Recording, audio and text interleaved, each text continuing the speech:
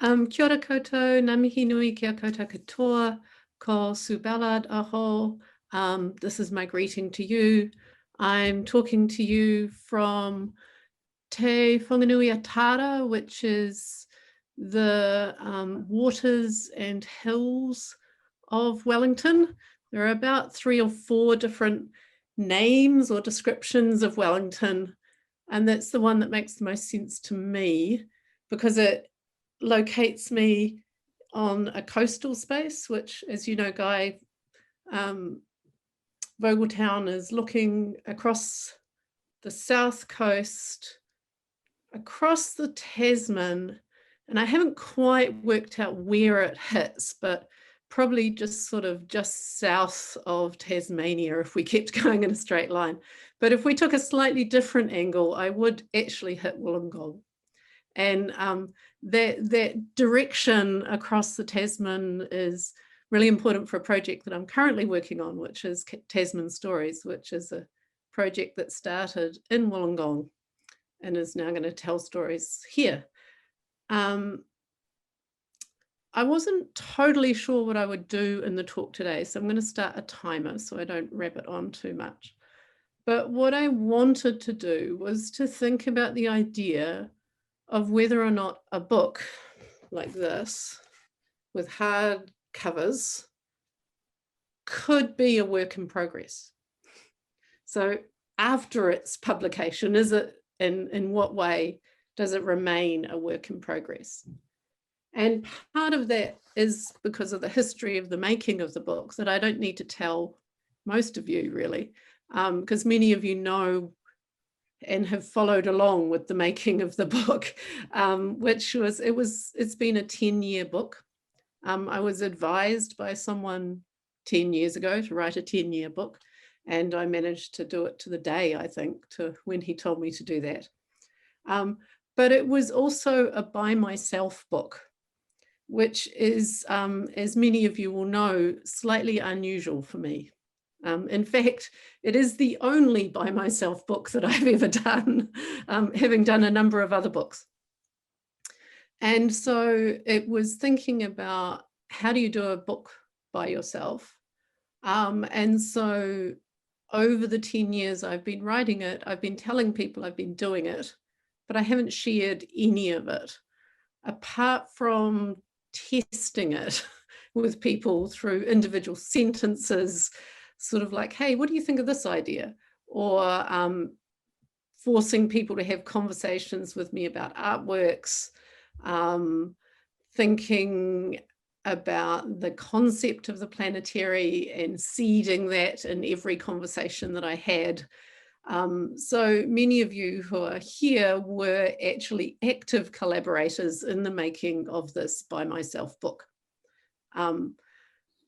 What I thought I'd do was be to read you some excerpts from the book, because I can read excerpts from my own book without breaching copyright, which is also a fantastically weird and wonderful thing to be thinking through. And so I'm also very happy for anyone to read excerpts from the book if you can get your hands on it, which is half the problem. Okay, so I'll just read. I've got about 5 little bits that I've threaded together. Is that good? Okay, I'll take Joshua's shrug as a yes. Okay, so in Art and Nature in the Anthropocene, I bring together material observations of the world with stories about how this world came to be. I position a discussion of the planetary within a set of conversations about the role of art and writing in the context of the Anthropocene. I write art history into our narratives of the Anthropocene and our future. I trace a path for life in the Anthropocene. The stories I am particularly interested in are told by artworks. They are stories of love, loss, care, compassion, wonder, fury, and grief. And many are perhaps less fearful than the world feels at present. I'm interested in the different ways that art counters discourses of crisis and catastrophe by imagining, narrating, and anticipating the survival of the planet and its inhabitants within changing ecologies. This is not to deny that the climate in all its senses is changing. I tell stories of artworks that are working to challenge the world as it is. At the same time, they imagine it otherwise. The journey is, of necessity, fragmentary. So I go through in the introduction a series of kind of theoretical, I sort of lay out a theoretical ground of the planetary, which I didn't think I would do today because it's, not that, it's a complicated argument. So I thought instead I'd focus on the notion of nature and the way that I'm playing with the idea of nature. At the end of, I think, chapter 3, yes, I say nature persists. Despite transformations in perception that point towards the ecological as a form of interconnection, nature as a singular category, a way of being and seeing, persists. The call of the Anthropocene means that shifting our understanding of species, whether animal, vegetable, or mineral, not just as a frame for looking and mapping, but as yet another flawed means of differentiation, is somewhat critical. In the early 1960s, Claude Levi-Strauss marveled at the way humans shared a planet with beings whom he declared we cannot communicate. Today, we know this is simply not true. Or more precisely, this inability to communicate is not drawn on species lines. The Anthropocene has generated problems of scale, at once molecular and planetary. Boundaries of communication and perception are intimately tied to an understanding of shifts in the entire Earth system. And this is perhaps the last point to be made in this chapter. To imagine a new taxonomy for the Anthropocene by engaging with artworks that also attempt the same is to think about communication. I'm just going to skip a wee bit. A new taxonomy for the planet shifts our concerns from nature as a construct toward a set of planetary relationships focused on difference within rather than difference from. Planetary time is slow, but we measure it through more than glaciers and ice cores, through more than surface movements. We measure it through the tone of the earth, through the voices of the animals, vegetables, and minerals as they speak to each other and to us. And then I was thinking about which bit of this book felt to me the most connected to Wollongong. And it was actually a bit that I wrote when I was in Munich thinking about being in Wollongong. So I thought I'd read you what I think is probably the most Wollongong, or I guess most Miko-informed section of the book. It's the start of chapter 4 and it's called Storm. In an age where the scales of life and death are flipping back and forth, Australian environmental anthropologist Deborah Bird-Rose has shown that an ethical approach to environmental catastrophe is imperative.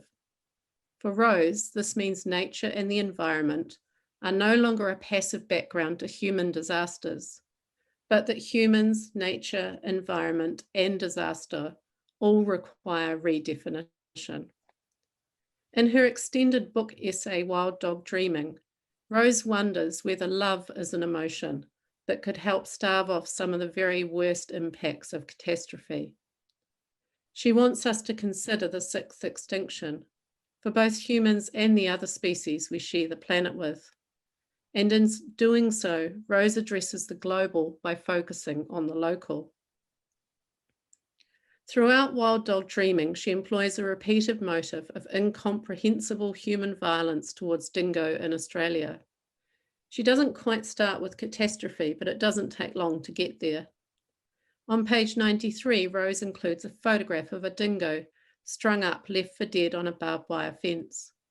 The photograph contains none of the post-production spectacle of professional documentary photography. It is a personal photo, snapped in the moment. The body has been carelessly flung there, only by chance catching on the barbs. The dingo's nose angled back to the ground, but not quite touching. Behind him are paddocks of dry grass and the mound of a flat-topped hill silhouetted against a dull, hot sky. Within the photo, there are no human witnesses to this silent catastrophe. As viewers of the photograph in the book, we must take that role. Rose captions the image, and this is her caption. His face is turned towards the past, the pile of debris growing skyward.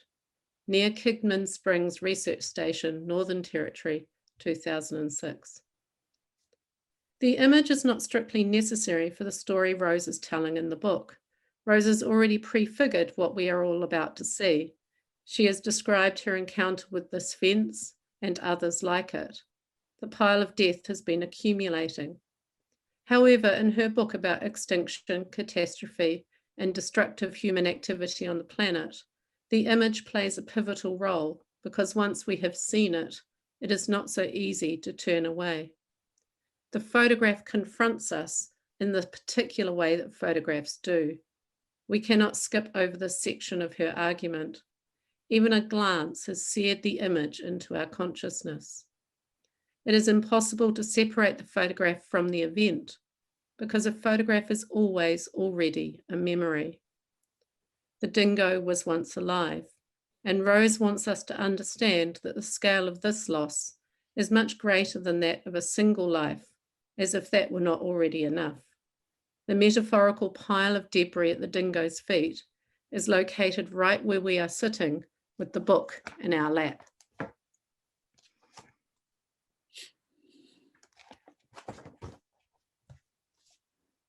And I thought I'd just find something a little bit less grim. Yeah, okay. So this is just like a few pages later, finishing off that thought. The planetary scale remains a storm at the feet of the angel. Thinking about the effects of humans on the planet can be overwhelming, and there is a privilege to be able to describe at a distance rather than put aside the laptop and fight the fires. Benjamin did not have this privilege. The catastrophe he was experiencing extended across geological and social forces that he would not survive. Benjamin rages against the violence committed against nature through power, war, and technology. He despairs at the modern use of technology to control nature, pointing to earlier cosmic relations, where nature is understood through communal and ecstatic contact. It is through planetary contact, he argues, that we gain certain knowledge of what is nearest to us and what is remotest from us, and never of one without the other. This energetic understanding of the planet and those of us who inhabit it moves my thoughts away from a human-scaled understanding of the environment to one that encompasses the more than human. Benjamin challenges the fixed parameters of nature, and yet rather than recuperate the Anthropocene, his work shows us its foundations. That's about my 15 minutes. I could read you lots more, but that's a little bit.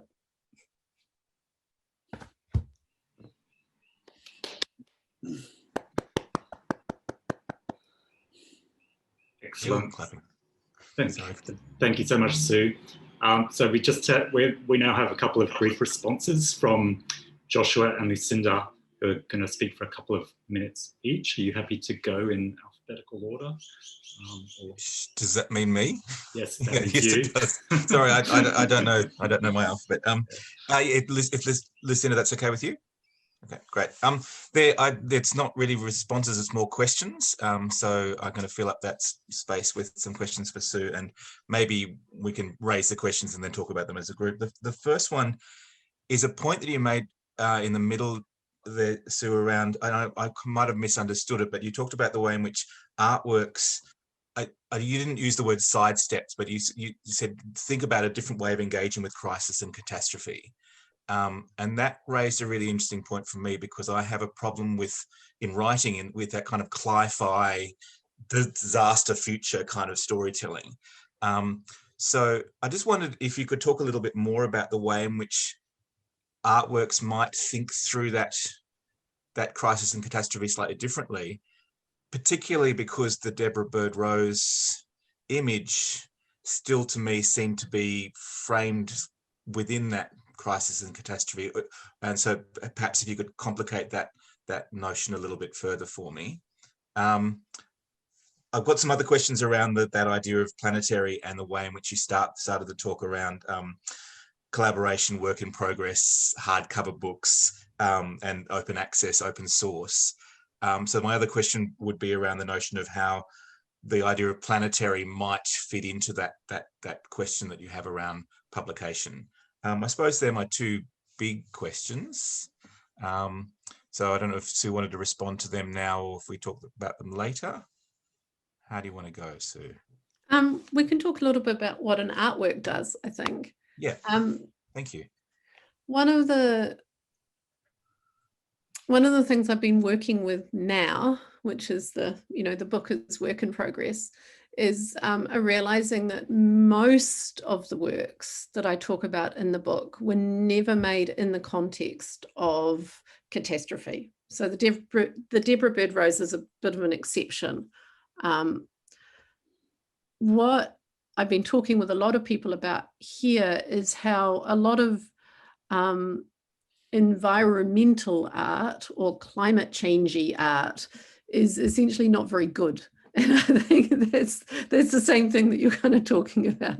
So what happens if we instead read climate change and read the environment into works that weren't necessarily made in that context?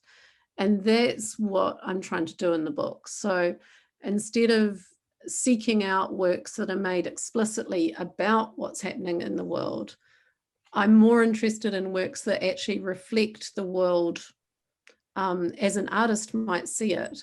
And then what I do as an art historian is to read those images.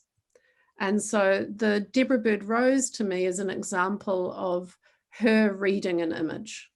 And then I kind of perform a Barthian, I'm not going to show you the image, I'm only going to tell you about the image because the image is too painful for me to show.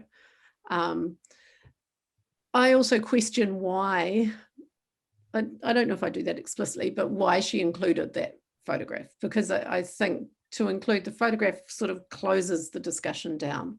And so that's also, I think, one of the problems that you're identifying is too many, there's a risk of making work that actually closes our discussions down in terms of thinking about catastrophe.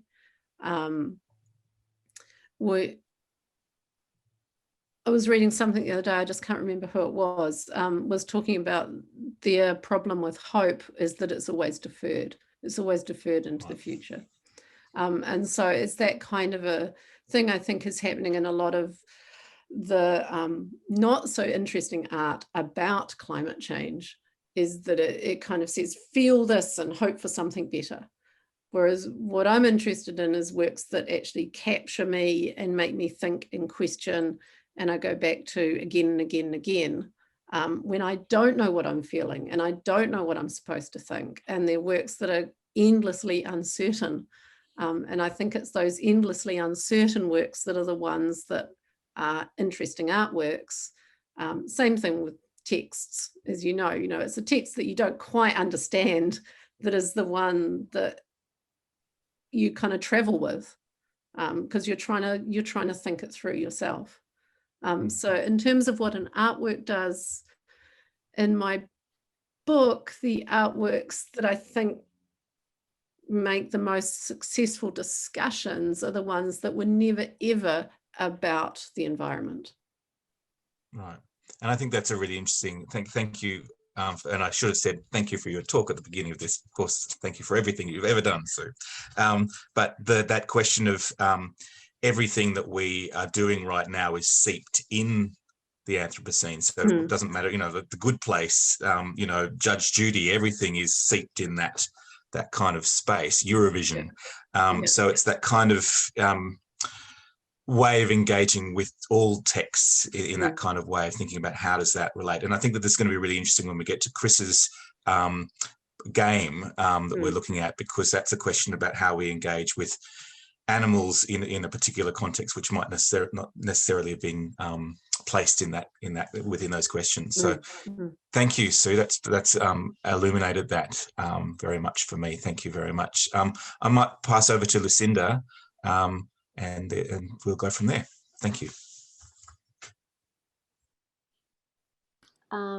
Thanks, Josh, and thank you, Sue, and thanks for having me, everyone. And there's, yeah, where do you begin with, you know, what you're talking about, Sue? It's so fabulous and interesting. So I just try and keep it really focused on one tiny little point. But this is something that kind of came to me.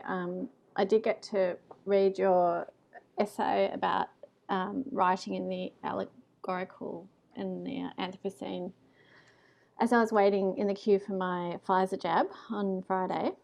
And so I thought it would be relevant to address this point that I think goes to what you just said about allegory and not writing about something, or artworks that are not about climate, but this thing about writing from, writing with, making from, making with, and these kind of, you know, what you might call, and I think, you know, my colleague Francesca is called prepositional, you know, so writing from, writing with, beside. And I think in a way this kind of matches a little bit with your idea of this allegory. So like the Anthropocene is like an allegory.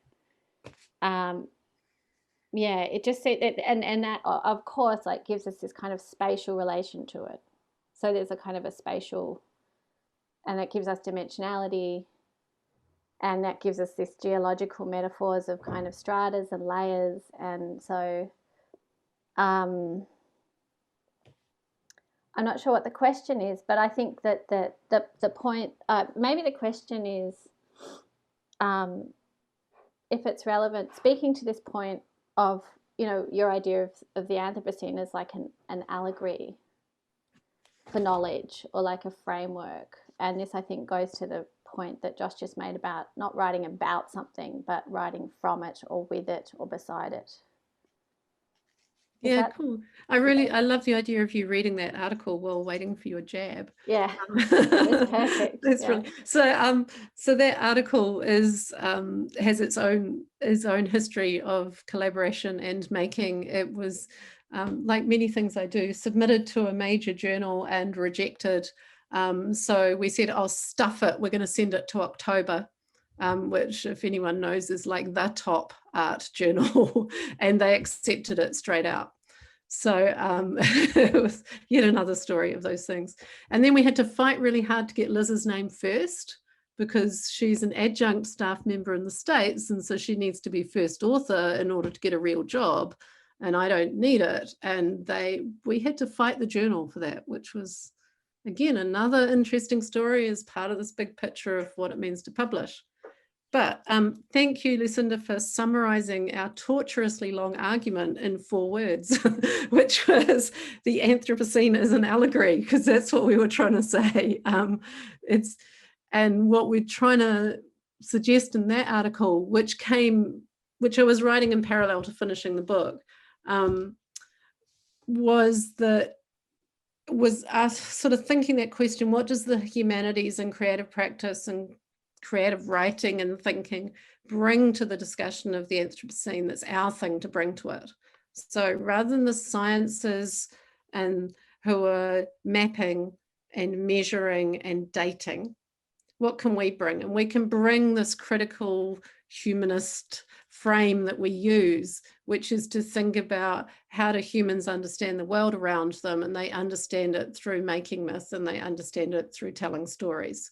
And so that's what we were trying to say, is our contribution as humanities scholars is to really critique the word and the weight that the word has.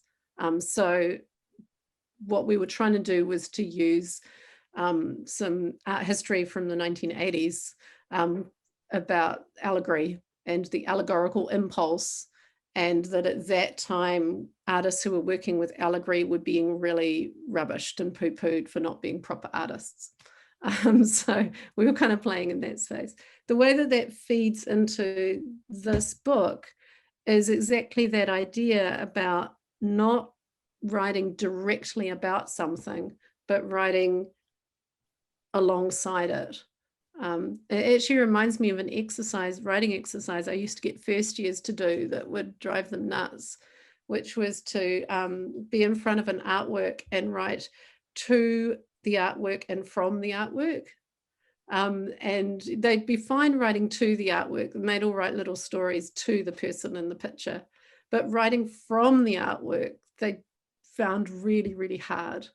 And so, and I think that that is, you know, we all find it hard. How do we write from this world that we're in? What kinds of stories do we tell alongside it? So yeah, I think, and I like Francesca's notion of prepositional. I like that. I'm gonna prepositional writing. Yeah, she's done an essay on that somewhere. Yeah, so that it's lateral, so it's like kind of, yeah, it's lateral, and then it's opening out into the spatial. Because I think that's what art history is. It's what I try and teach my students now, is that we're here to write beside the works. Yeah. That's our task. So yeah.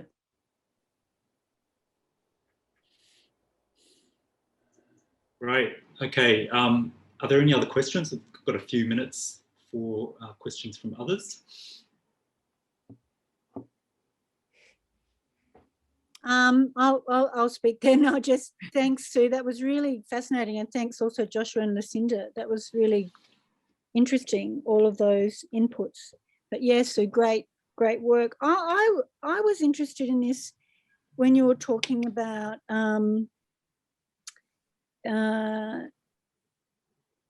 writing around the work or writing beside the work. I wondered too, this idea of whether it's more the people who try to put things in, you know, it's sort of taxonomy, sort of put things in boxes, whether it's not really the artist or the writers, you know, a piece of art is good or a piece of art is bad, but it's the people who try to put it in boxes that are, so it's more actually about the I know you talk about in your fire book about systems being a problem, but it's more about the systems that are trying to regulate the art, and that also regulates how we view it. And I think it's partly, you know, listening to Joshua talk about cli-fi and all of these things that are to do with climate change, whether it's actually it's the way that we're viewing it, if you see what I mean, rather than actually that artists who write to climate change are necessarily going to end up with a bad product. I mean, I'm not sure that I agree with that. I think people are either good at what they do or bad at what they do, or not so good.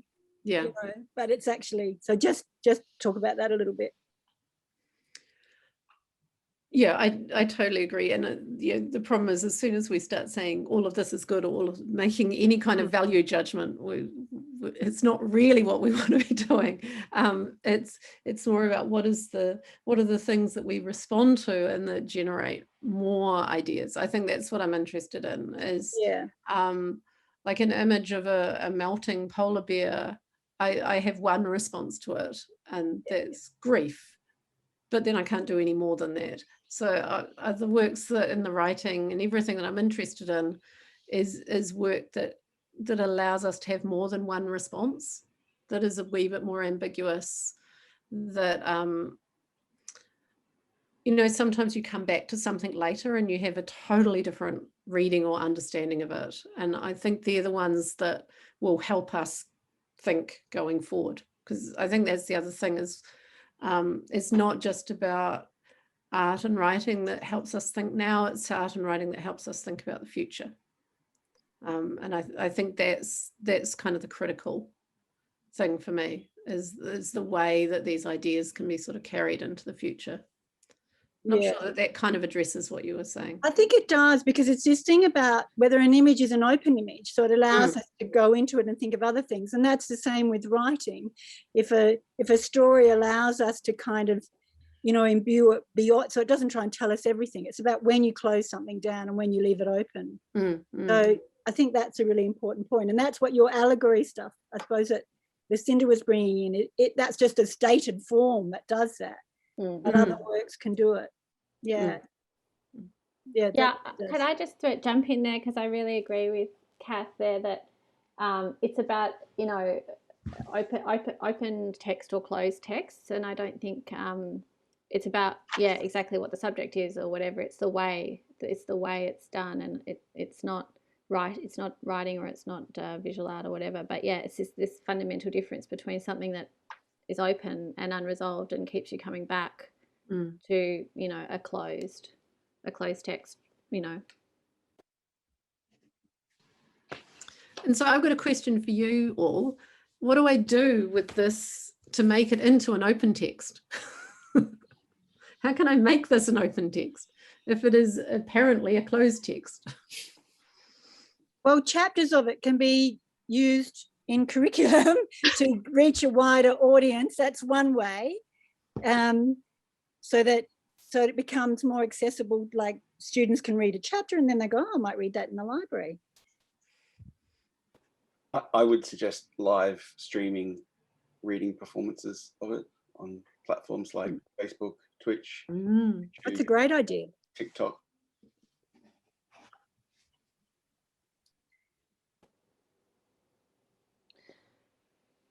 Yeah, Sue, I had a similar idea with this series of short podcasts, like quite, I don't know, that's not my world, but just little snippets that went out each week. And then, of course, they could go through Facebook and social media as little things and then be accessible for students to listen to as well as us. It's beautiful to listen to and so thoughtful, the whole conversation. It's very inspiring. Thank you. Can I ask a question, Sue? So, yes. So what is, you're saying, and the others have been suggesting the podcast and sound and stuff. What are the copyright restrictions from Routledge on what you can do with it now that it is this hardcover thing? Maybe this you might all know this, but I have no idea. It's really interesting and interesting to navigate. But, you know, even things like I don't have a PDF of it because I can't have a PDF of the final book because then I might distribute it around. So I've got PDFs of the proof, but the actual final version of the book is inside this hideous piece of proprietary software called Vital Source, which I don't know if any of you have had the joy of having to navigate. But it's a really interesting exercise in many ways, because I knew that this is what I had signed up for as well. And, you know, so I did go into this knowing what I was doing. But it's also interesting to then think about what that might mean going forward. So yeah, I can't reprint or republish anything apart from a very small excerpt. I can, from what I can work out, there's no restrictions on it out loud, but if I were to publish a podcast series, I'm not sure what that would mean. But I think, you know, it's certainly something I'm willing to kind of look at and think about. You should be able to do live performances. Publishers don't typically have intellectual property in live performances. No, exactly. And, if you would like a link to the PDF, let me know. It is already available on the Pirate Bay of Books. Yeah, I thought it might be. I had suggested to a few people that I was quite happy for them to place it there, but you might want to cut this bit of the recording, Travis. So, It's not illegal. It's a server that's that's held in a country that is not under the Berne Convention. So I just won't say where it is.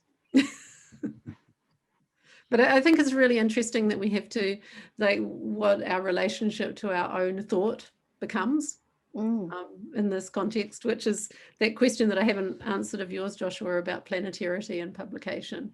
But it's more about, you know, globalization and publication, and planetarity is consciously in opposition to globalization as a concept. So that's, yeah. Thanks, Sue. Yeah, thanks. So can I just ask one more question? Is it possible to have access to any of the articles for us to read? There's a link to there's a link to the ebook.